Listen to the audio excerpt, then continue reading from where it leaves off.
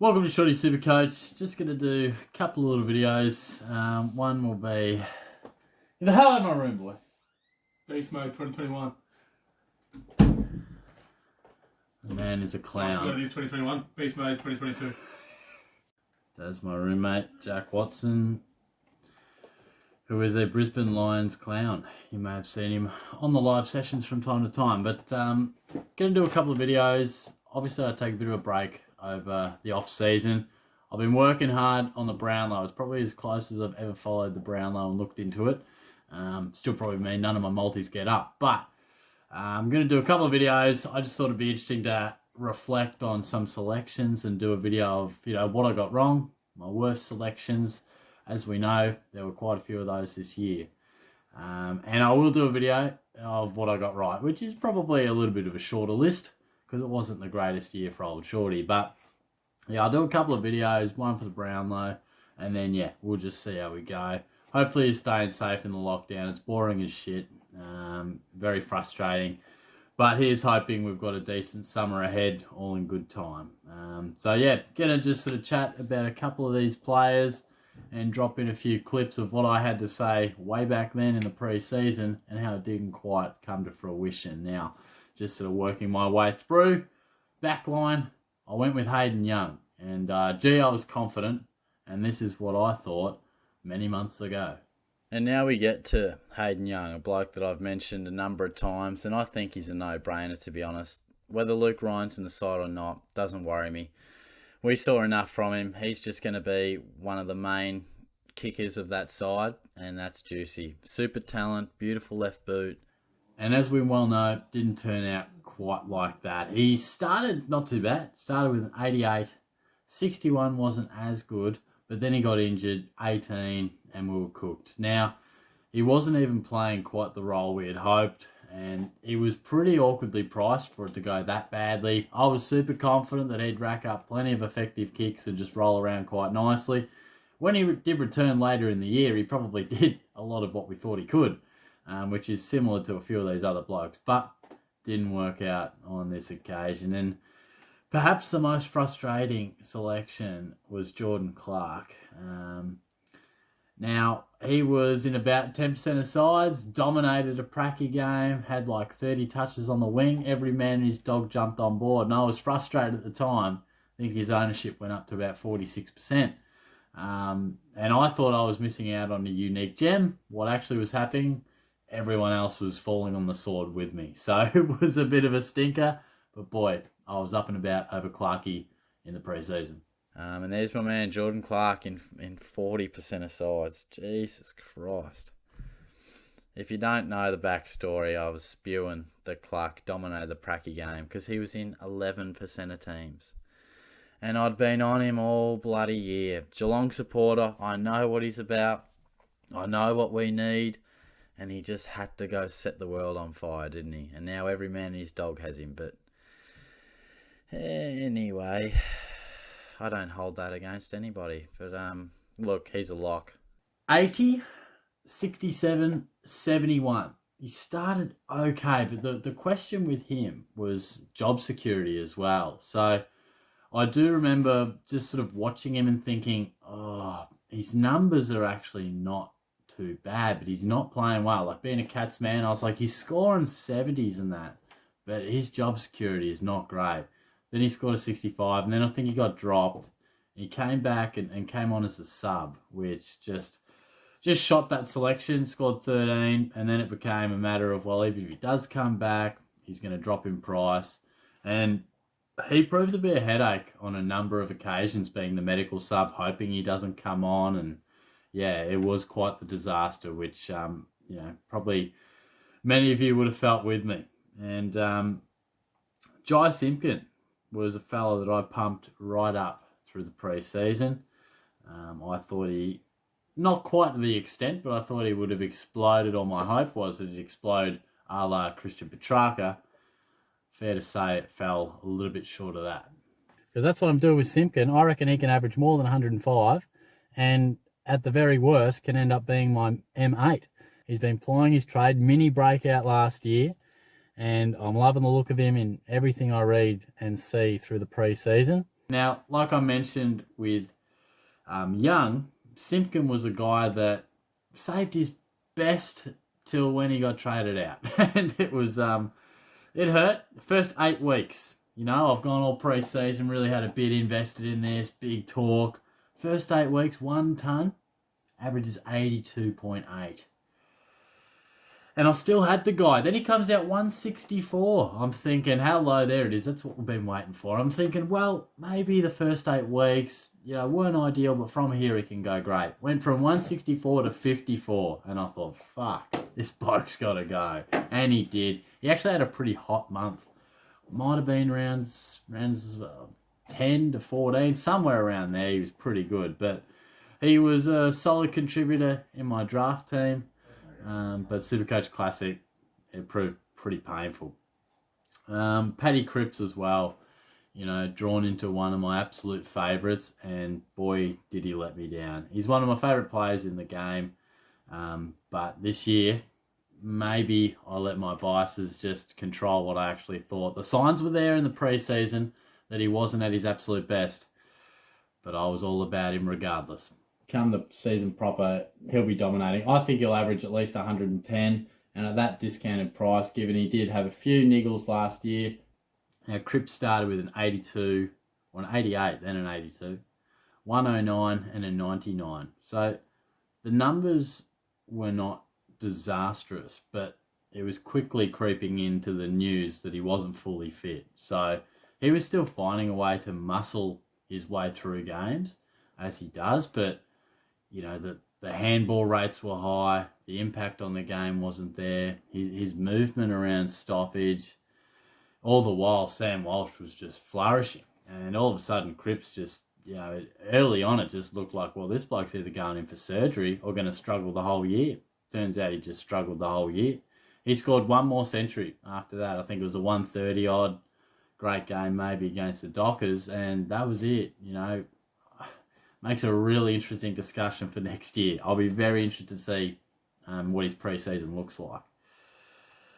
Jordan Goey, the last minute man, came into my side in the last 3 days of pre-season. Now, the chopping and the changing and the juggling and the looking at, you know, who could be a keeper, who could be this, led me down the path of Jordan Goey. And, boy, that turned out pretty poor.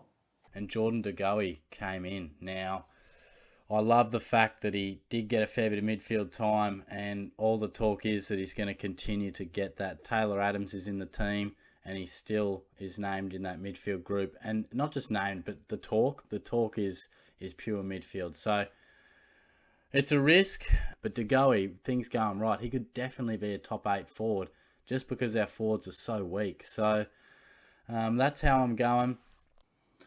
A keeper, they said. A keeper. Now, 69, 99, but he kicked 4. And I remember thinking, oh no, he's going to score well, but this is exactly not what we want. 4 goals, that's not what we're after. We're after 30 touches. We wanted midfield time. So even though he scored well, I think it was just about all over by round 2. He was again playing plenty of forward time.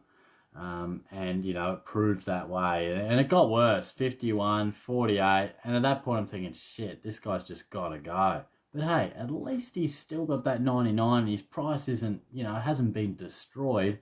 Boom, gets injured first 10 minutes, 4. Scores 4. And, yeah, it was all downhill from there. And then he comes back, change of coach. He plays the exact bloody role we thought he could for the whole damn second half of the year.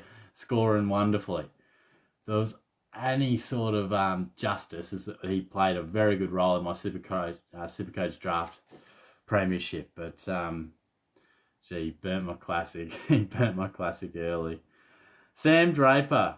Now, shorty, just go set and forget. You do it every year.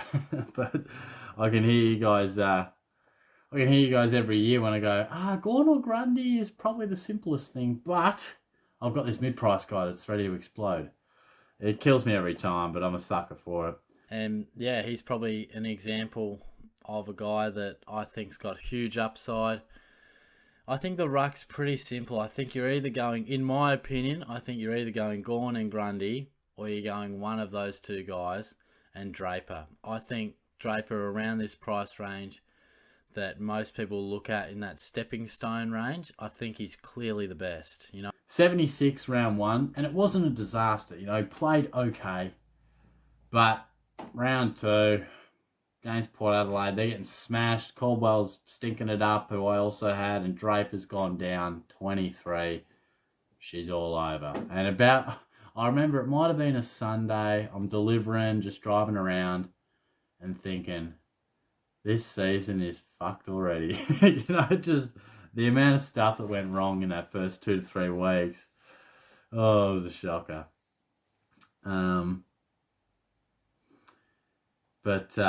Yeah, I think, who was I going on to next? Paddy Dow.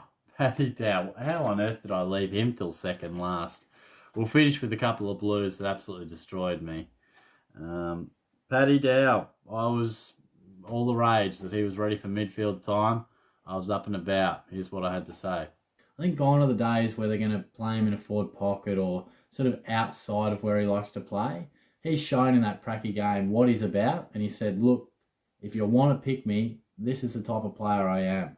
If you put someone else in front of me, because the Blues do have a lot of mids, if I'm just on the fringe and I just miss out, fair enough. I'll apply my trade in the twos and try and break my way in. But it's not going to be like they're going to try and get games into him like they have previously just to get him exposure, and he's sort of playing on a flank and this and that. The time's now for Dow. If he plays, he's playing his primary position, and that means points. And he started with a 60 and a 53, but I think it was in that 53 game. When I'm watching, it's not so much about the score, it's about the role. When you pick a guy hoping they change role, and then you see him go to the centre bounce, and then it's the third quarter and they're not in the centre bounce as much. And I just remember watching and getting that sinking feeling when he's starting on the flank and they're playing different guys through the middle and he's not quite getting that rotation. And you're just like, oh no, he's just a small forward again with the occasional pinch hit. And you're like, nah, this one's down the gurgler already. So I was confident that his days of forward line stuff were done, as I mentioned, but 60, 53, 27, 41, and then I believe he was dropped. So did show some positive signs in the back end, just a little snippet.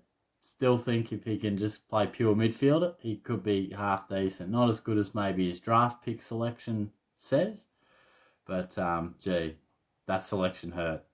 And last but not least, Zach Williams. Boy, did I back him all the way. Bloke even got suspended. I still ran with him because I was convinced he was going to be a top defender. I think he's clearly a top 6 defender. And the reason I'm keeping him is because you won't get him at a cheaper price. He's about $4.56, $4.58 or something like that. You won't get him at a cheaper price this year. So honestly, I couldn't have been more wrong. It was one of the more disastrous picks. Ended up going back to the half-back line because he couldn't play midfield. Just terrible ball use and just no midfield craft, really. And it was falling apart for the Blues, just falling apart. Went 78, 86, 88, 89. Mind you, this is after he missed round one. So I'm needing some quick justification after being patient. Wasn't coming. Wasn't a disaster, though. He's averaging mid-80s. All right, it's not great, but we're just a few hundreds away from being half decent. Then he misses. I think it might have been an ankle concern. I remember sitting in my van for lunch, and my lunch, it was more dinner, my lunch break would have been around when the teams came out. I remember seeing him drop and actually hit the steering wheel. I absolutely cracked it for about 4 seconds. And then I think Langer's messaged me, oh, Williams is out. And I was like, don't worry, mate. I've already had my mini psycho attack. It's all good. And I thought, well, I've come this far. I think I had that much other stuff I had to deal with, so I held on to him. Then he came back and he scored 27. So that was just great. So they're a list of some tragic tales of Supercoach selections gone wrong. And they were exactly that. They were probably 7 or 8 guys, which were the makings of a disastrous season. So it was a stinker. Hopefully you guys over the journey had some amusement from either this video or my journey overall, because it was a tough one. But we'll be back next year. There's no doubt about that. I'll hopefully, in the coming days have some of my better selections. Like I said off the top, probably not as many as those. But yeah, we'll be back. We'll be certainly back whenever that is. Probably December is normally when I sort of catch that Supercoach football bug again. But yeah, watching a bit of US Open at the moment, and we'll races, turn our attention to cricket pretty soon. So yeah, I hope you guys are well, and I'll chat to you soon. It's a bit rusty. Cheers.